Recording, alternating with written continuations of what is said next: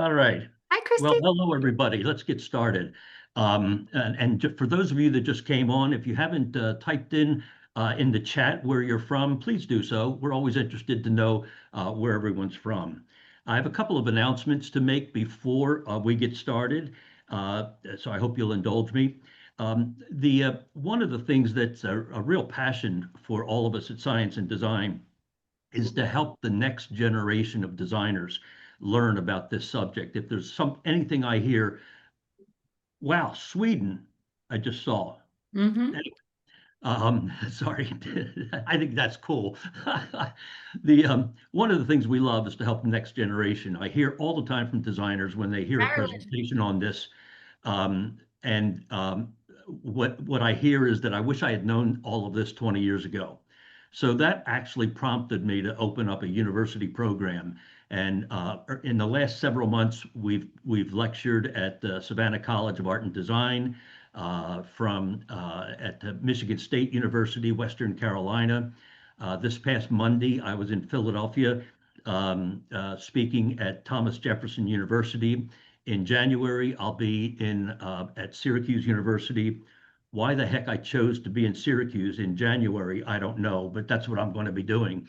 Um, and so I'm going through this just to remind everyone, if you're connected to a university or a design school program, we love going out and speaking and helping the students.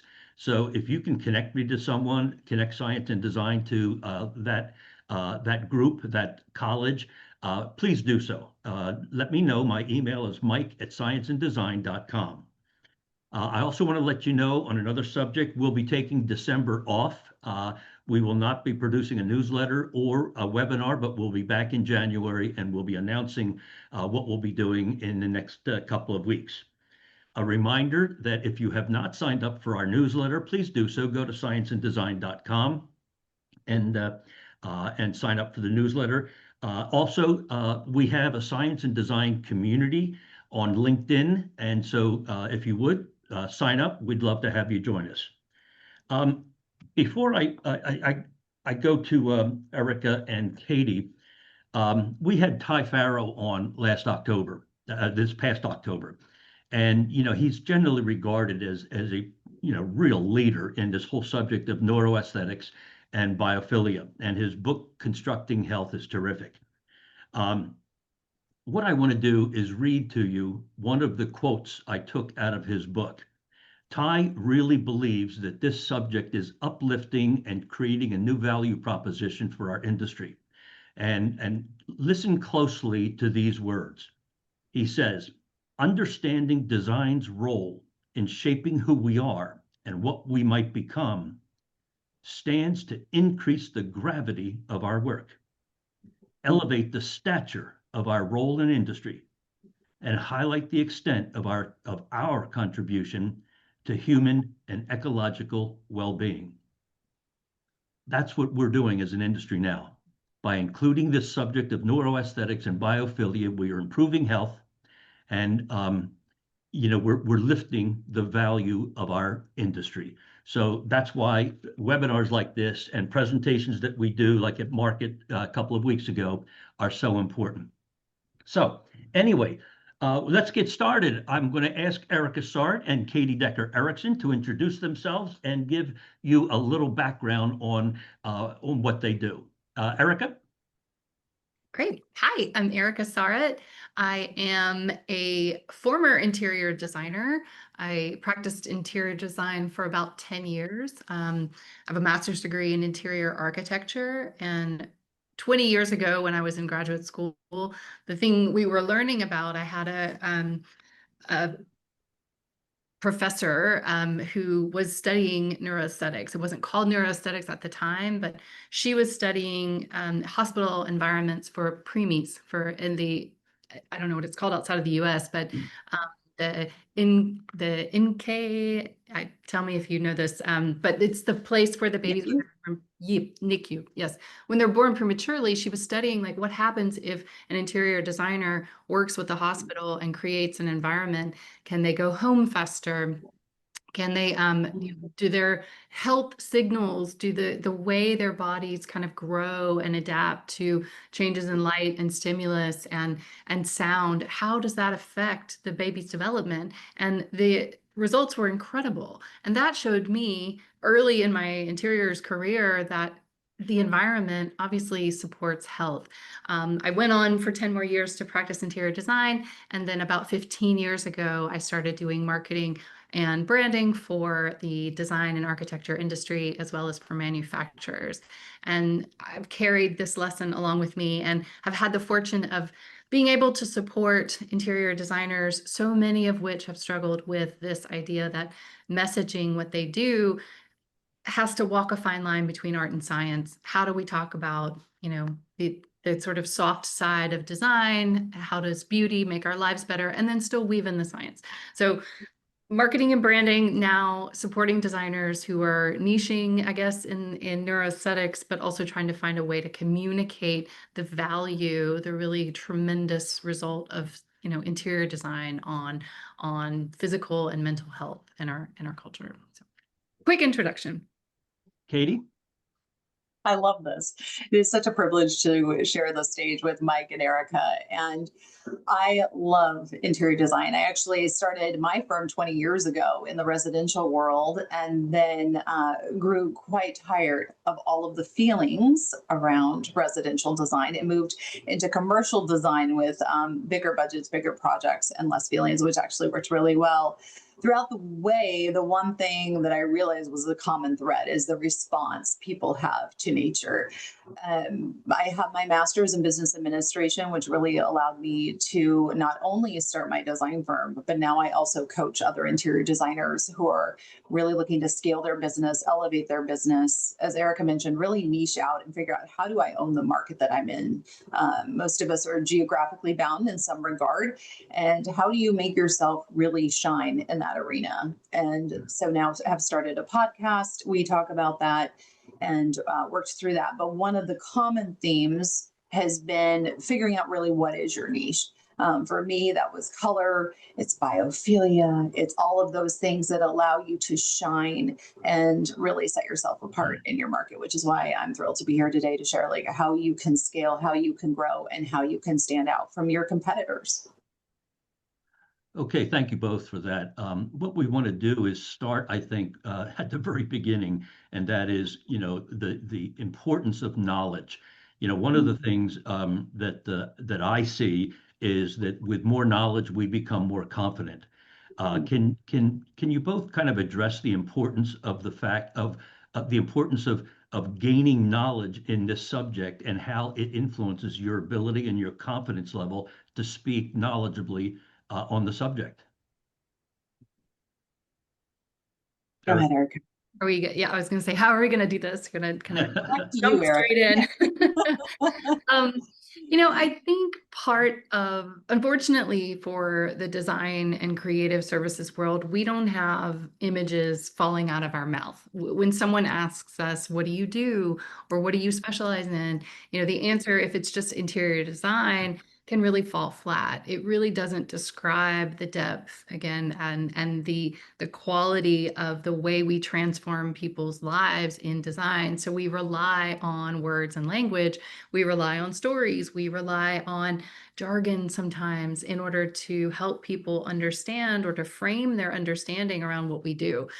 So just saying interior design as itself isn't enough. And what I've seen happen over my career, unfortunately, is designers sort of relying or like over-indexing on this really complex or architecturally borrowed vocabulary or words that don't really explain the value of what the interior design can do. So I think understanding and adopting a language, which is what the science and design certification gives us, right? It gives us a common language to help people understand the benefits of the transformation, what happens with interior design. Knowledge, understanding something deeply allows you to really be able to simplify and clarify that back to your client.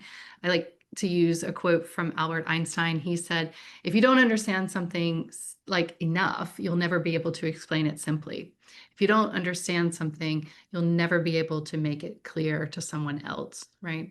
And we see that show up in like, you can't teach something or you can't explain something until you really have fully internalized it yourself. So one of the things we're starting with this, and I think, Mike, this is a great place to start, is to say, what does this understanding of the neuroaesthetic or the kind of science-based or science-backed or biophilic like study of to see interior design from that point of view, what does that give us, right? It gives us, again, this sort of knowledge, this common vocabulary to be able to talk about it. I love that. And just by all of you being here, it just shows you already have a love of learning. And I think that's really a unique hallmark of our industry. It's so fun to go to High Point and see all of you, and you're there to learn. You're there to absorb. It's not just about what's the latest, greatest thing. You're really seeking to understand what are the latest materials that are doing what I need them to. What are the latest developments, really. I mean, to this point, Mike, that you started the webinar with, imagine if we'd had this knowledge 20 years ago, what a game changer would that have been? And so to me, just as designers, we're always seeking new information, new data points, a better way to do what we do. AI is rocking that right now and shaking us at our core in the best possible way. But I think what's really neat too is even though these concepts can seem really new, and they're probably new to you as someone who's here, or maybe they are redundant. I hope they're redundant, but it's just such an opportunity to realize that these are things that are a part of who we are and our DNA as human beings. And while everything else is changing, there's deep value in learning something like this because it's a deeper understanding of who we are and how we function. And there's this intangible element that relates to every client that comes into your life. And so learning, yes, we should, I think just by our very DNA as designers, we're always seeking to learn, but also learning something that goes deeper and resonates at a different level with your clients, with you, with how you function without even realizing you're functioning this way. This is the learning that gets me really excited, especially as a business coach, because it really allows you to set yourself apart. And then there's just this resonance that comes with clients because they feel it and they see it. To Ericka's point, sometimes it's hard not to have the words, right? Or not to have, be able to paint in pictures. But this really starts you down the path of being able to do that, I feel like. I think it's also important to remember that just how important this subject has become. 10 years ago, nobody had heard of the word biophilia, and now it's the darling of the design industry. 5 years ago, nobody had heard of the word neuroaesthetics, and all of a sudden we have book upon book upon book being written for the design industry on neuroaesthetics. So it's here, and it really is important, especially as a matter of differentiation. But you mentioned language. Both of you mentioned language. Words like neuroaesthetics and biophilia, we're beginning to understand in our industry, but I would suspect to a client, they could be a little intimidating. How would you suggest? This is a question I get all the time from designers. How do I talk about this? How do I relate this whole subject matter in a way that helps position me as special and differentiated, but also not as a way to scare or intimidate my clients? How do I approach this? Ericka, you may as well take off on that. You're on the left side of my screen, so I'm always going to go to you first. Well, I mean, I think it's just like any specialty. If you are a kitchen expert or you're a construction expert or you have some expertise in another, I would say, niche, right? Maybe you're designing spaces for, people who are aging in place. There's a certain language that you're going to use to communicate the benefits of that type of design to that particular client. What communication in marketing does is it allows us to open a conversation. It's not just a one-way broadcast where we throw information out and really hope that people understand the meaning, right? You've got to play tennis with your client client. You've got to like hit them a ball that they can hit back to you. And that shows that they understand what you're talking about. So you have to, from the world of marketing your services, really understand what they are looking for. What are the true emotional benefits of that interior design that they're looking to get to? And in the case of a neuroaesthetics based practice, one of the things you might say to them, if you understand that your clients really care about, performance, maybe they want their children to kind of, feel more focused when they're doing their homework, or they want a space where the family feels safer and healthier.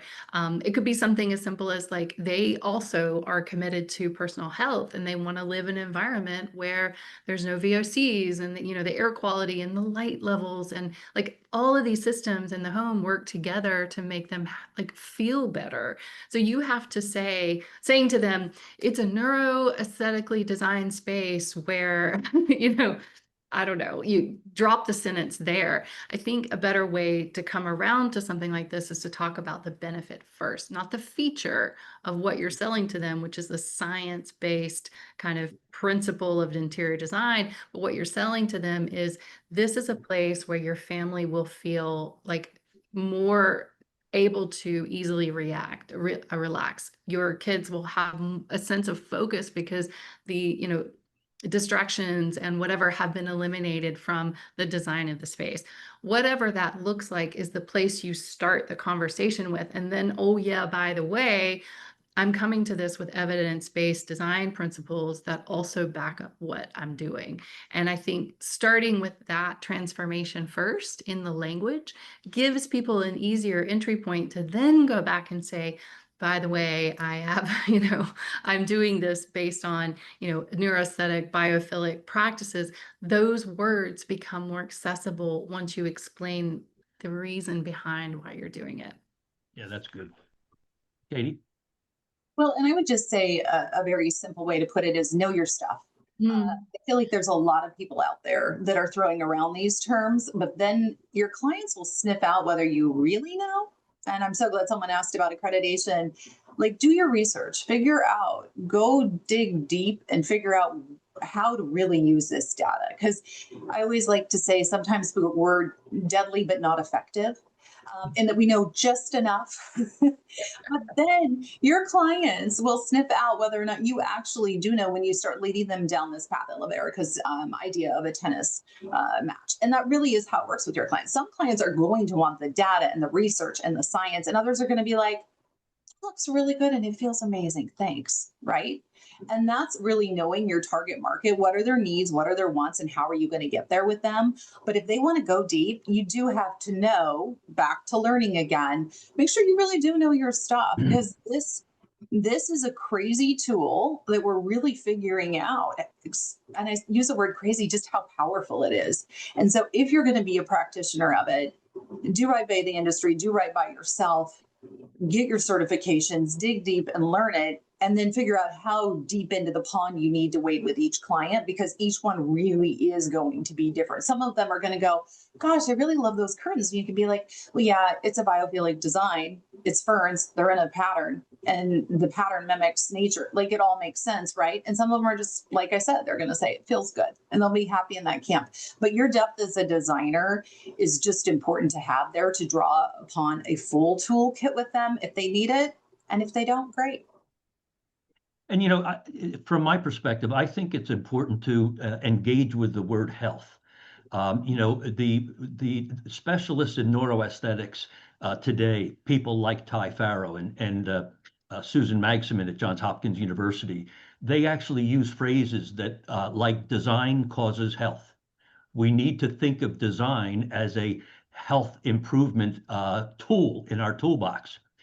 Because we now know, and it's affirmed and documented, that when you as a designer create beauty, you improve health. You're lowering heart rate, you're lowering blood pressure, you're creating bursts of serotonin and oxytocin, you're calming and de-stressing. And all of those elements go into improved health. So causing health is a little less daunting than the word neuroaesthetics, I think. And so don't be afraid to engage with that word. Because look, science considers our industry now to be an alternative health resource. And that's a phrase that should be on every website. And speaking of websites, that's an accidental segue. Let's talk about website design using the language of science. What are some tips, real tips, that action steps that the listeners can take to start including some of this information on their websites? Thoughts? Katie, you go first this time because I've been picking on Ericka the whole time. Like, I feel like Mike has an order. I want to be respectful of that. Yeah, I think really, once again, know your craft. Know your craft. People will sniff out people who aren't authentic, who don't know what they're talking about. So know your craft and know how to use it well. I think, Mike, you make a great point. We don't want to approach this from pretense. We don't want to approach this as condescending. Oh, this is the elevated design of science and design, right? Like, it needs to be approachable, but starting to weave that in is so critical in a world of Amazon, in a world where everything is ubiquitous. It feels like differentiation is the key. Your word choices, your representation, to the point of a visual's worth 1,000 words. Show them how you've done neuroaesthetics. It's that whole thing of don't tell me, show me. Feel free to show them how you're actually incorporating. So by the time they come to you and they're ready to bring you in for the consultation, they already understand what they're getting. That's so different than the designer who's charging X number of dollars an hour. Instead, you're charging Y because you're the scientist, right? And I love talking about the art and science of design, and it shouldn't be art or science. I think sometimes we think form or function. No. It should be art and science, form and function. These things all should be dovetailing, which is why I love this conversation, because it brings it all together where they're not pitted against each other. And if you can use words like that, art and science, or yes, biophilic, or the health of design. I love evidence-based. That to me is a great one. Everyone wants evidence-based. I even think back 10 years ago when I had my kids, and it was evidence-based birth, evidence-based healthcare, evidence-based. And I really love that that's almost grown legs and spread into other industries like we're seeing in ours, where we want the evidence. We know these spaces, sorry, on a tangent here, but we know these spaces are designing us back as much as we're designing them. And I mean, technically that's called ontological design. It's been happening, whether we realize it or not. And so being able to bring that in, just the power of saying we design spaces that design you the way you want to be designed. Whoa.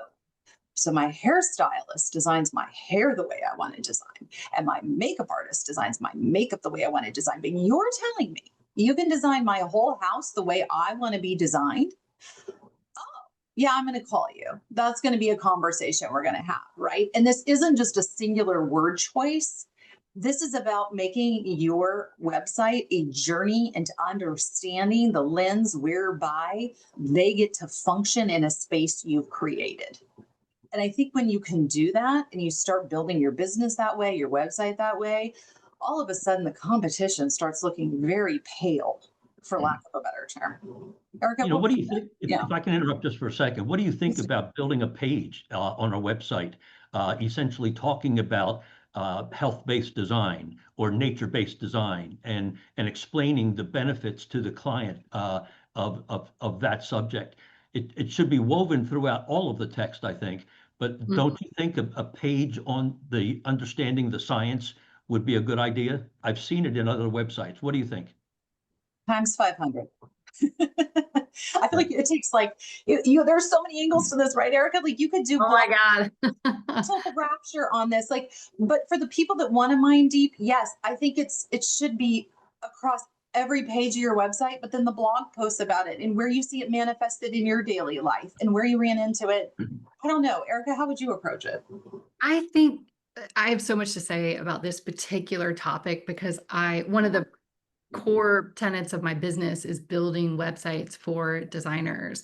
And I see so many websites. I also do a lot of I do a lot of judging. I do a lot of, work within our industry where I have to select designers for panels, for speaking opportunities. And so when they come and, pitch themselves to me as the authority on blank, blank, and blank, the first thing I do is go to their website. And if it doesn't shout to me, like I am a designer who's fully immersed in this, and they've tried to sell me on, this position that they take, this differentiator, and if I go to their website and it doesn't say, I mean, hidden in one page are my point of view on science and design or my point of view on neuroaesthetics, I'm not convinced you're an expert, that you're not holding authority to me as someone who's making this a practice. And I think you're right. Your clients do sniff out what your expertise is, because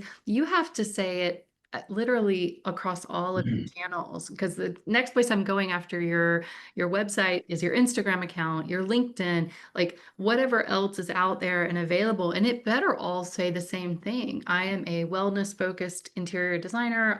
Whatever that, tagline, headline looks like to you, I expect that to be like fully embedded into every channel that you put out there.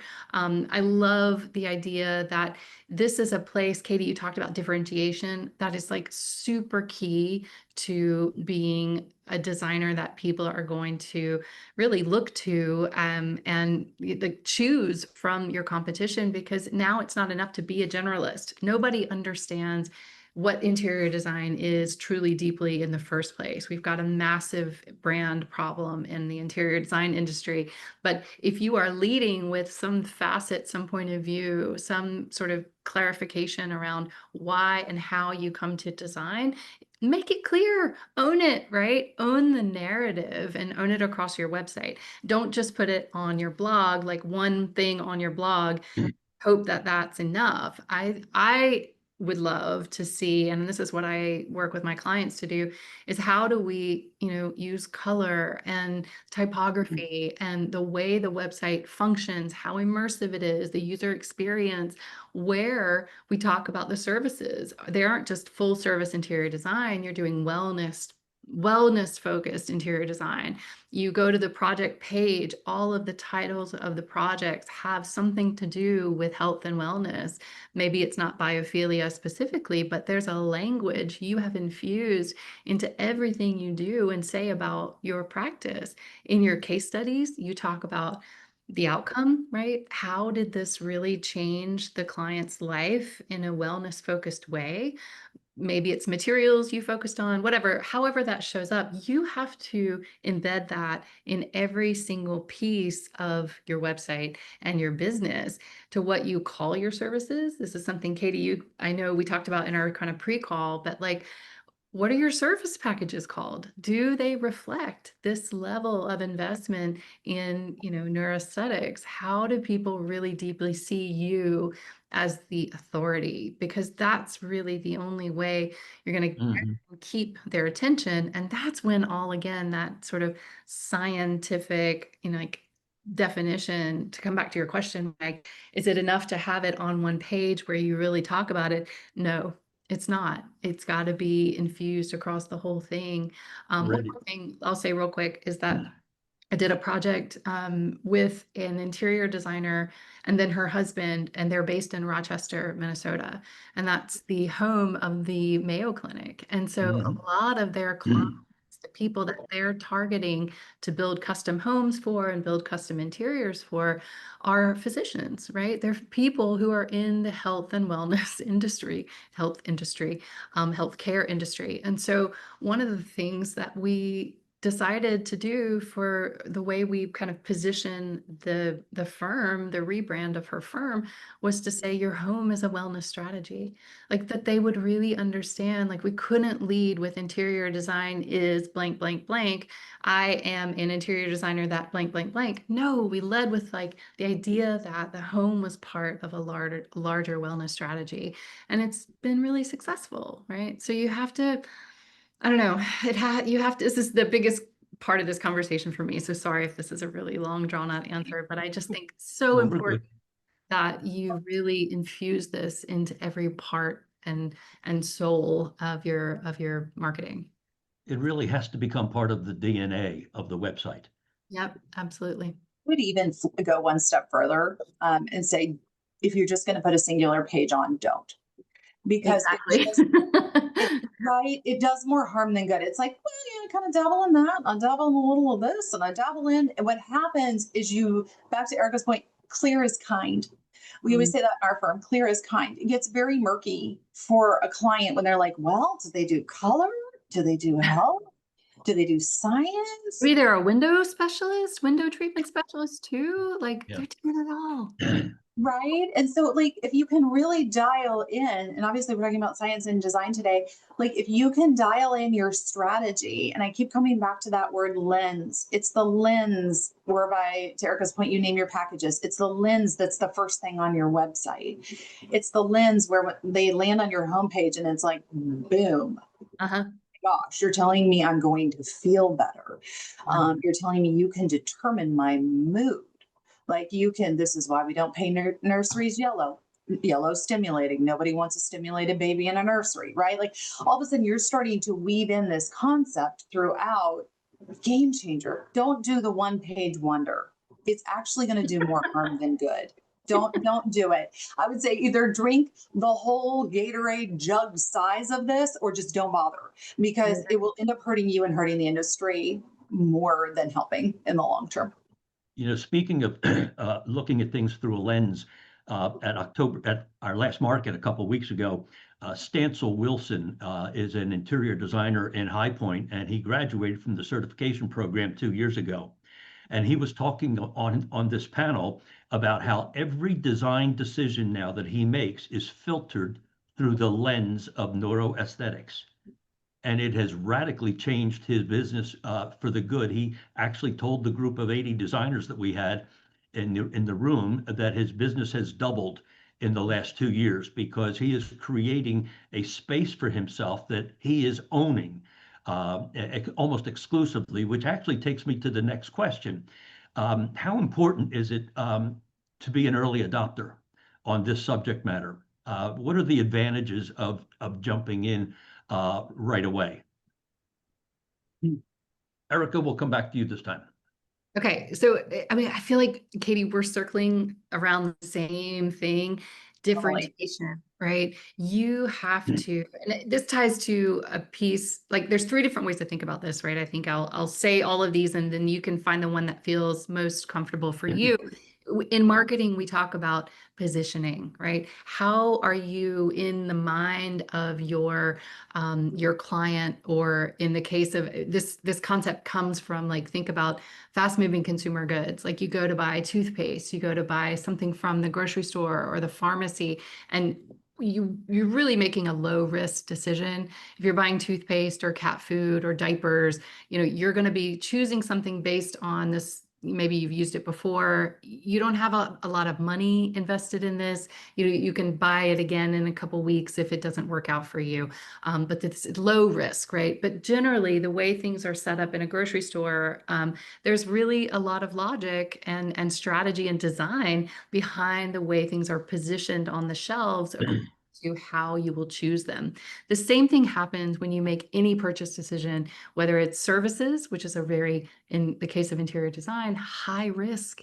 The amount of money, the amount of time that goes into this purchase making, decision making, can be years, right? You might have to displace your family, change schools for your kids. This is a very expensive thing. So the choice making between grabbing a toothpaste and running and making a decision about a service provider is a much longer point of view, psychologically, emotionally, financially, right? The risk is so much greater. So you really have to get into the position of your client's mind where you become an expert, right? You've built trust.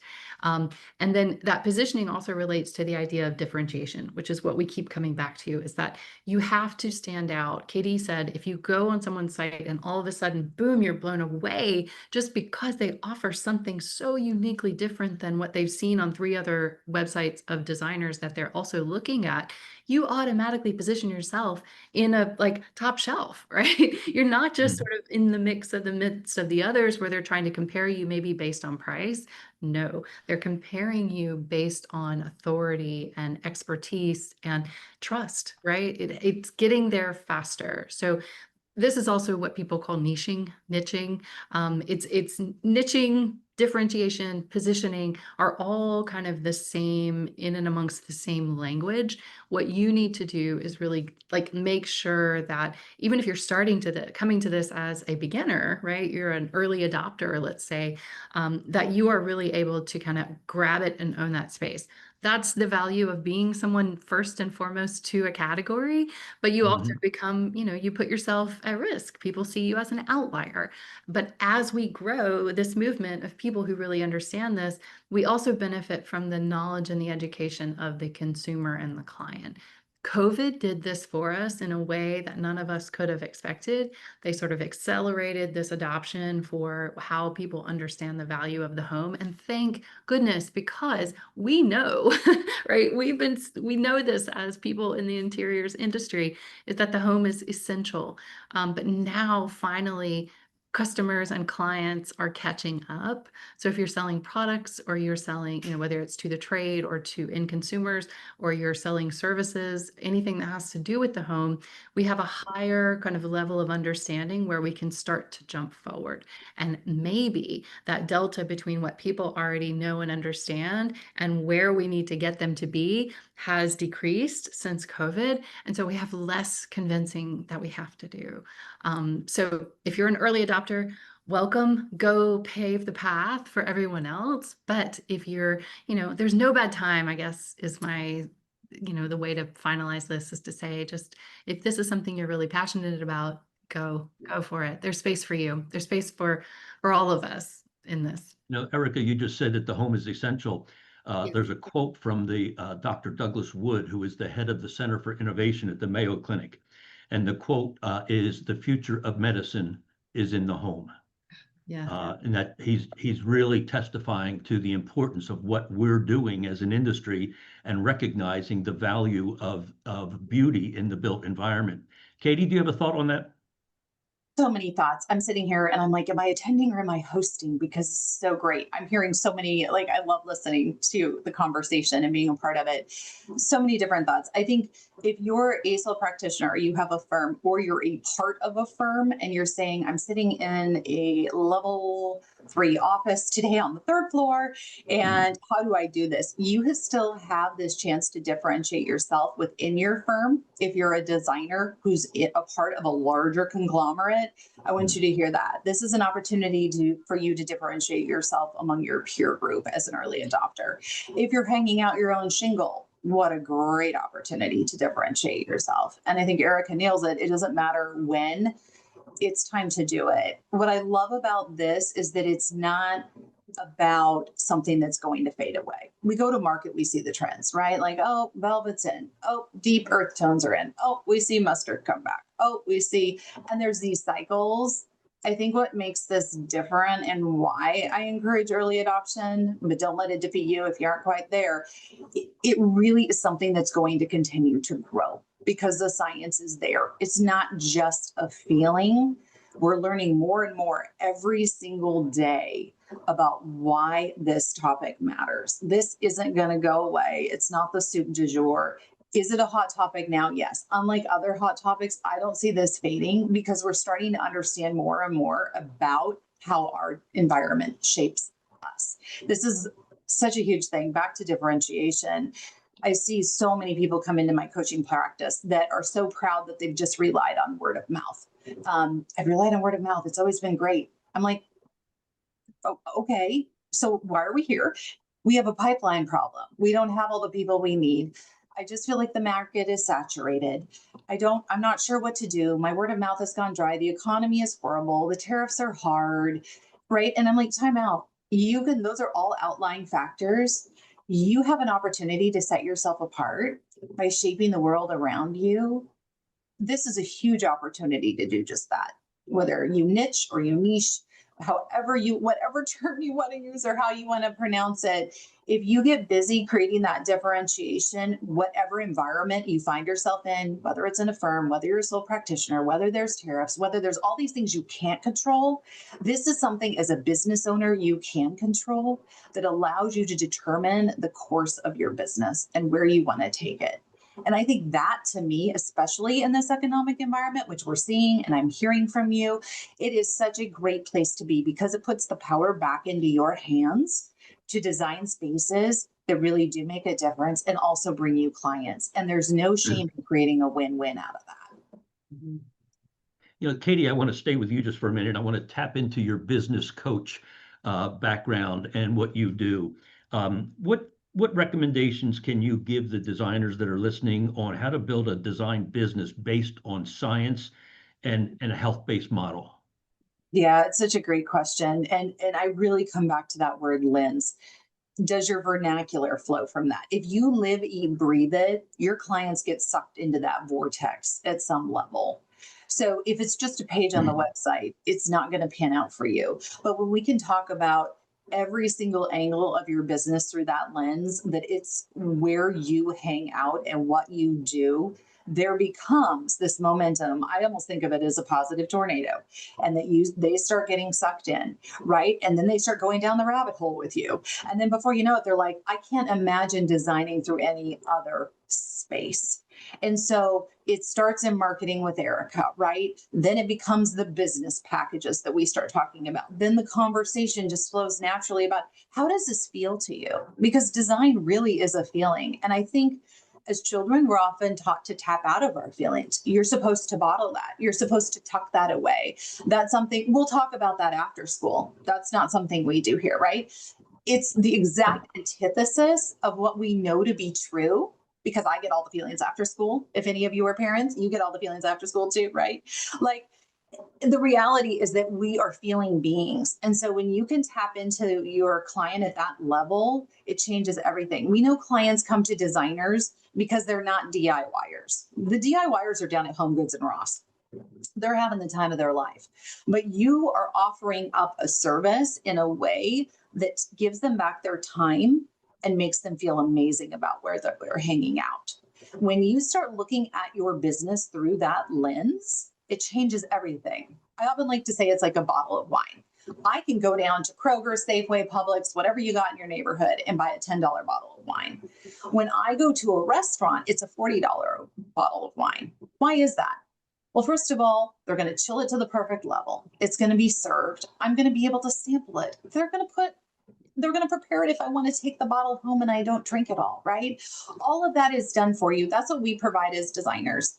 And part of your service of this fine wine is giving them the science, whether you verbally say it or not. You're creating that space that says, this was the $40 bottle of wine I was looking for. You know, Katie, I would also add something to what you just said. Our first question talked about knowledge. And I would say in building a business that it really needs to be founded on a firm understanding of the subject matter. So I think education in the subject is kind of where you start. And it's pretty important that you build your business based on a solid rock foundation. Yeah, don't wing ding this. I mean, get your education, because this isn't going anywhere. Not only just get it, but keep going in it. Like, if this is where you're going to niche down hard, because the reality is, like we've said, the non-authentic, the surface level, the one page on the website, I'm giving it a token nod. Nah, it's not going to fly. You'll get cannibalized out there. Like, someone will sniff that out and go, you know, and as other people enter the market, don't just be the first to market, be the best to market. Keep going down the path of education and learning. There will be other people in your market who will end up doing this. I guarantee you, because like I said, it's not going anywhere. Continue to be the best, be the all-star, get the education, keep posting the blogs about it, what you're seeing, what you're learning. Because once you have that market share, it's only yours to lose. You know, I think we have a planned next question, but I think we've pretty much danced all around it. And that question is that I'm seeing some designers tiptoeing into the subject matter and I'm seeing others diving right in. Do you have I kind of know the answer, and I think the audience maybe does as well after this talk. But do you have any comments on whether you should tiptoe around this subject or dive in? Go for it, Erica. I mean, I think if you tiptoe around it, you're gonna give up your power. I think Katie said it, but I don't think you're just giving up your power to other designers. I think you're losing power on a project to someone who can come and eat your lunch, like the contractor or the architect. And I think that you have to build, and probably designers know this, but I hear this from my clients all the time, is that we're misunderstood. The value of what we can bring to the project isn't, we're brought in too late. I hear a lot of the same, not complaints from designers, but the same exasperation, the same frustration is that they're not taken seriously, or they're not brought in at the right time, or their scope is given over to another person on the job. And in order to hold market share, to really kind of hold the authority on a project, and even build authority for your business, and that might be a whole nother podcast to talk about. But if you are a solopreneur or running a small business, or you are the face, your name is on the door, that we are now in a world where you are really expected. People want to do business with you. You might be able to work alongside your senior designer. You might be able to work alongside, someone else in your firm, but you are the face of the business. So what you have to say, what you bring to, again, differentiate yourself, all of that now is really important. And that is not an exercise in tiptoe. That is not an exercise in, whispering about something. You don't have to be crazy and beat people over the head with technology and terms and science, but what you do need to have is a point of view, and that's why people are hiring you. So don't tiptoe around the point of view if this is something that you're super passionate about, because the sooner you get your voice out there, the sooner people will begin to see you as the authority and remember you, and then want to work with you specifically on a project, want to have you specifically on a panel, want to bring you in to speak to their community, and blah blah blah. Like it's up to you to do that for yourself and seek out those opportunities until you get to the point where those opportunities start seeking you out. And I'll go back to using the same analogy as like I did before about like someone who designs kitchens, or who specializes in aging in place, or specializes in another facet of equal importance in our industry, is serving as another type of client. They're not one and doneing the education part. They're continuously going to market, to events, to seminars, to symposiums, to continue to learn and stay educated, just like a physician is continuing to go to keep his research current, to present papers and present his findings. You are in the same boat. You are not going to just learn something once and continue to apply it. That field is evolving, and so you need to stay current. And one thing real quick I'll add is that part of the language in talking about this is not just what comes from you, but what comes from testimonials from your clients. And if you start hearing your clients kind of saying back to you the things that you were speaking about throughout the process of the design, if they start talking about how much better they feel, how much better, again, and I keep using these very sort of basic examples, but oh, Katie's muted. Oh my God. Hi. Anyway, if they will parrot back to you the things that you were ultimately trying for to successfully create for them, that type of feedback, that type of validation for your services and for your expertise are going to pay it forward for you tremendously. Katie's still muted. I don't know if you're able to unmute her mic. Katie, can't you unmute yourself? Oh, really? Let me. How did that happen?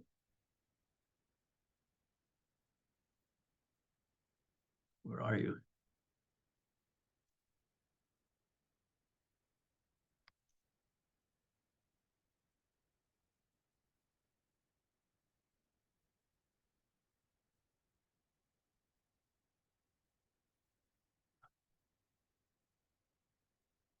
Geez, ooh.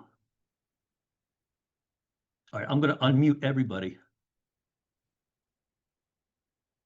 How did this happen?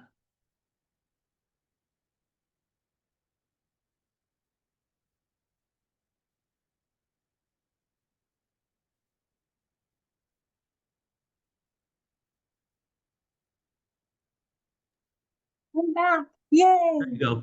Now we need the same for Ericka. I think she got muted too. I'm going to volley it back to her too. Ericka, did you mute yourself? Oh, okay.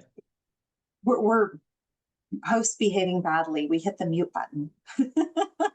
Well, she is. I will say too, I think there's this classic mantra I love to use when I'm coaching interior designers. I think sometimes we get so attracted to the glitter that we go after this, and then we go after that, and then we try this, and we try that. And the worst thing you can do in marketing is not choose one thing.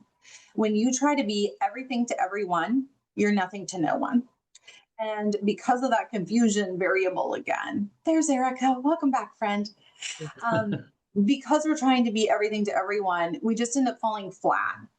And whether science and design is your thing or not, I hope the message that you take away from this webinar is figure out you. Like I love to tell my children when they're arguing, you do you, boo. That's enough. Just do you, right? And so what that looks like for you may be very different. I saw someone in, the chat who was talking about feng shui. Like, I think science in design is going to be a game changer. I do think it's going to be here for decades to come, that we'll be talking about this at the end of my career still.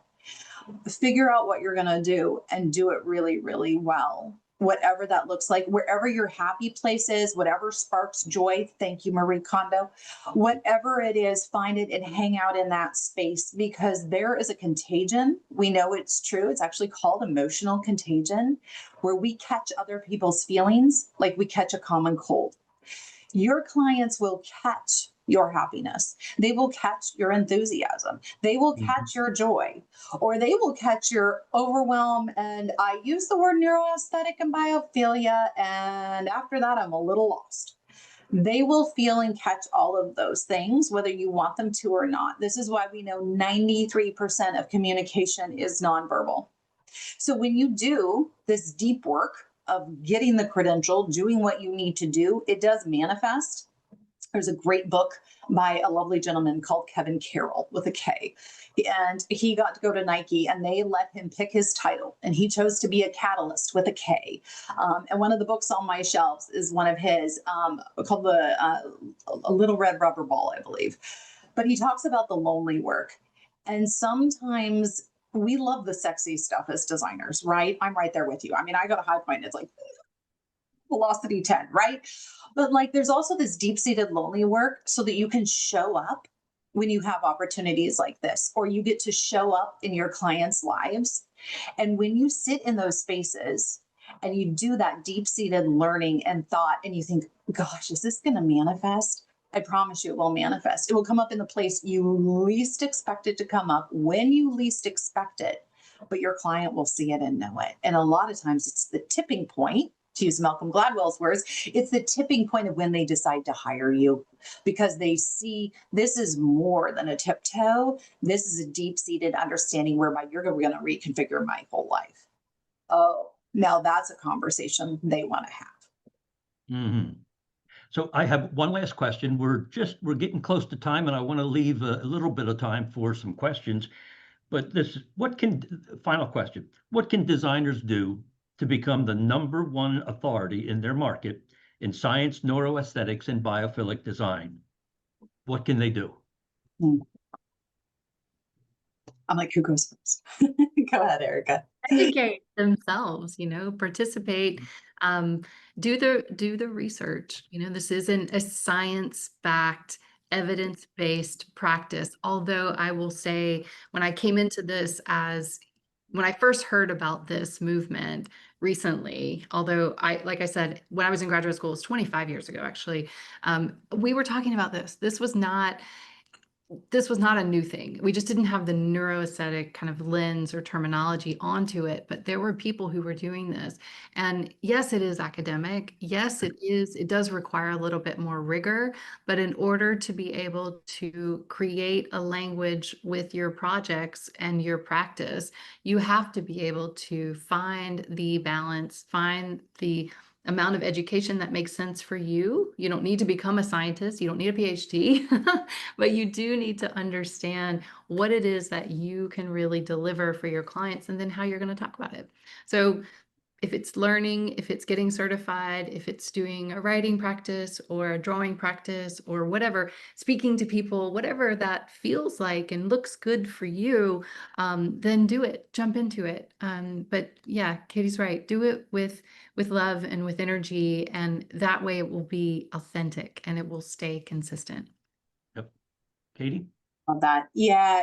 When you ask that question, I think back on my grandfather who immigrated from Holland in 1950. And he sailed on a boat 8 days, signed in at Ellis Island, took my grandmother, who was 8 months pregnant, across the country with their third kid. And English was his second language. He died 30 days before his 100th birthday. And I just love that man to the moon and back. I still get emotional talking about him. But he would always say this thing to me as a kid. Because English was his second language, and he had a very thick Dutch accent. And he would say, "Well, get after it." So get after it. If this is something you want to do, get after it. Start going down the path. See if it speaks to you, if it talks to you. Get the education, find the credential, learn, show up for these webinars, right? Like, there's so many different ways we get to learn now. And if ever there was a silver lining to COVID, we're no longer limited geographically by our ability to learn. And so I would say, if you even have the slightest inkling, like, gosh, this could be the game changer in my business, get after it. Go get your education. Find a coach that can help you implement what this looks like in your business. Reach out to me, reach out to Ericka. How do I change the messaging? I love her. We love working together. And figure out how to make this something that can build you a sustainable business moving forward. Because like I said, this is something you can control. There's so many things we can't. I love that this is something you get to choose how you want to move forward in your business strategically. Instead of something happening to you, you get to drive it and get after it. Wow. Beautiful. That was so beautiful. So beautifully said, Katie. You're right. We have so much more agency than we think. And Yeah. I just really appreciate you saying that. Oh, thanks. It's a pleasure to share the stage with you. Let me, Janet Marina, let me open up Janet Marina's mic, and there we go. I think Chrisanne has her hand up, maybe too. Can you hear me? Janet, yeah, go ahead. Yeah. Hi, everyone. Thanks for being here. I think this is a really incredibly important topic.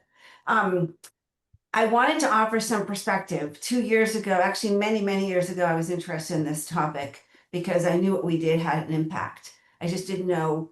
I couldn't find any books on environmental psychology. I couldn't find anything. I did find one thing that brought me down a path.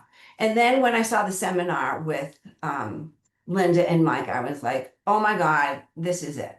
And I've been talking about this. I'm a former past president of ASID. And I've talked about it, and I've attracted people to talk to me about it. So the thing about manifesting is huge. So what I did was I did the certification class. You can do it. I committed to an hour a day or an hour every other day or whatever, and got through the whole thing. It is big. So what you need to do is then look at, there's 2 books that I read that I think were fascinating and I could pull from immediately. One was Ann Sussman, Cognitive Architecture. The other is Don Ruggles, Neuroscience, Beauty, and Architecture. So what I say to people is you need to look at these things, read about them, and then you'll see you've been using them. You've been using them for years, because what we're talking about is human-based principles. So now what this science and design has done for us, and technology, is validating what we've been doing and giving us the language in which to talk about it. So Love that. yeah, just grab it and make it your own if you really want to do this. And again, it is work. But I find it fascinating and it energizes me. And I just keep having conversations with people and I've been on panels here, Vegas. I've had multi-organization groups. I've had Mike in to talk. We've done panels. It's all good. So Thank you, Janet, very much. We're getting more than a couple of questions on the certification program, and so let me go through it very quickly. Why be certified? Well, first of all, it's education. There are 22 classes online. It's all about biophilia, neuroaesthetics, and the science and design. It's self-paced. You have up to a year to complete. The second reason is something I hear from designers all the time, is the word validating. We all feel that we make our clients feel better, but now you have the science, you have confirmation that you are lowering heart rate, lowering blood pressure, and creating those bursts of serotonin. The whole feeling of being validated that your instincts and intuition have been right is really, really uplifting for designers from what I can see. The last thing I would say is marketing opportunities. I love coordinating speaking opportunities with certified designers. Kat Blue and I in Atlanta did a special educational session at the Savannah College of Art and Design.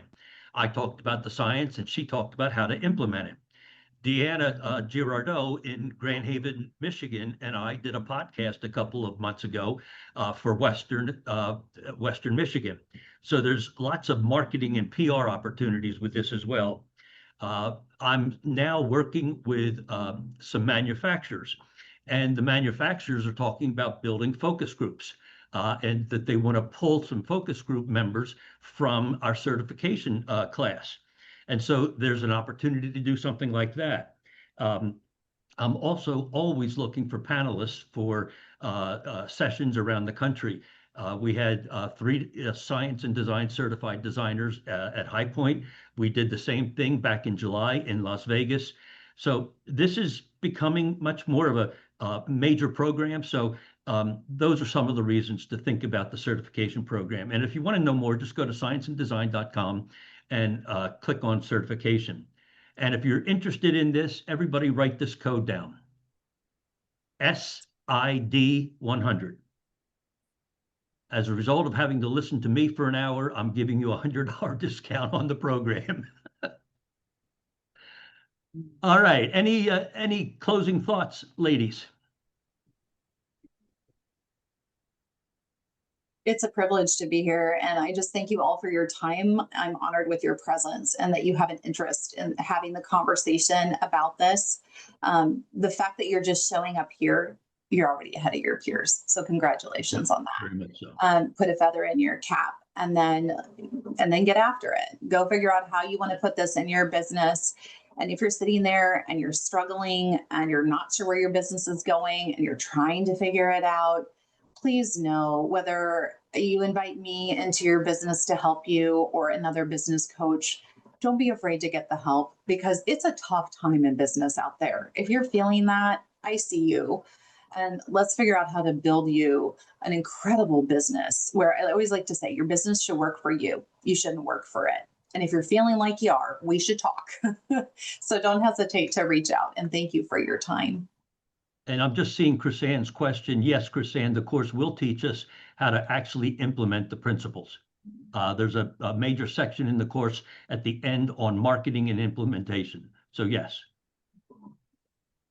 I second everything Katie said. Thank you guys so much for attending. You have, your time is precious, and the fact that you're here means so much to the state of your business. You are ahead of everyone else just in your interest in, furthering your thought leadership. So go out, get the resources that you need, stay in your zone of genius, which is design, and educate yourself to differentiate. Someone had a question about the firm. So it's a husband and wife. The husband is a builder. We rebranded his practice as House, Haus, in Rochester, and he does passive house building and for homes. And then his wife is Design Studio B. and they're both out of Rochester. So check them out. And if you, like Katie said, if you need support, we are here. There's lots of people who are, specialists in supporting you in one way or the other with design, graphic design, branding, marketing, managing your message, all of the things you can get support with. So you're not alone. Listen, Well let me thank, by the way, somebody was asking if it's being recorded. Yes, I did record it, and it will be on the website probably Monday morning. So watch for it there. To everyone, well, especially to my guest, Ericka and Katie, you guys rocked it. This was really great. I mean, this was I mean, I enjoyed this so much. I mean, and so thank you, everyone. And to all of our listeners, thank you for joining us, and we'll see you back here in January. Take care, everybody. Bye-bye now. Bye. Happy holidays.